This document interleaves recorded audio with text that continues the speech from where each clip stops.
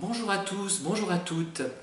Je voudrais faire une distinction entre des personnes perturbées psychologiquement, gravement malades psychologiquement, je sais pas moi, schizophrènes, maniaco-dépressives, que sais-je encore, et les pervers narcissiques. J'ai été confrontée à des personnes qui étaient maniaco-dépressives. Ce n'était pas très facile de les supporter, mais globalement, j'ai envie de dire qu'elles ne m'ont pas perturbé outre mesure. Voilà. Ça m'a agacé, on va dire, pendant quelques jours, une semaine, quand je les ai vues finalement, mais ça n'a pas été durable. Je n'ai pas ruminé cette situation.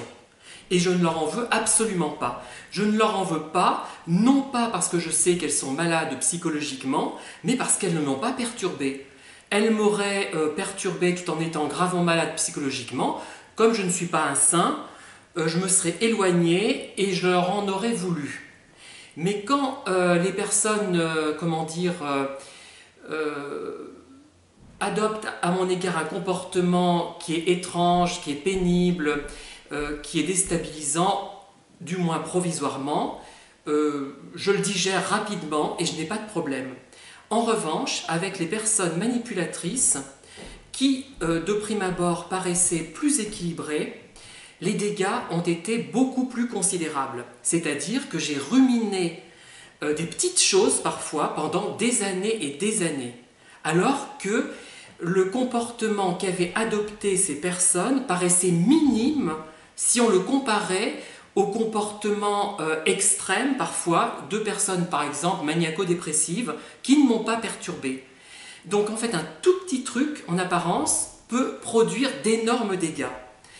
Et peut-être que l'on sent que la personne perverse touche des points sensibles alors que la personne maniaco-dépressive, par exemple, je pense à ce cas-là en particulier, parce que j'ai quelques exemples en tête, ne touche pas forcément des points sensibles. Leurs problèmes tombent sur nous parce qu'on est là finalement.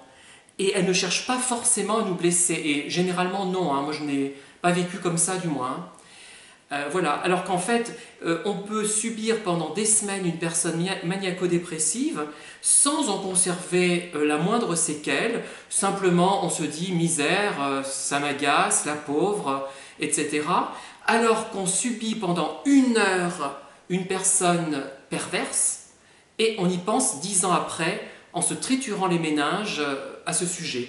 J'exagère peut-être un peu, mais c'est à peu près ça. Je pense que ceux qui auront vécu avec des personnes perverses ou qui les auront subies ne serait-ce que quelques heures me comprendront. Voilà, je vous remercie. À bientôt. Au revoir.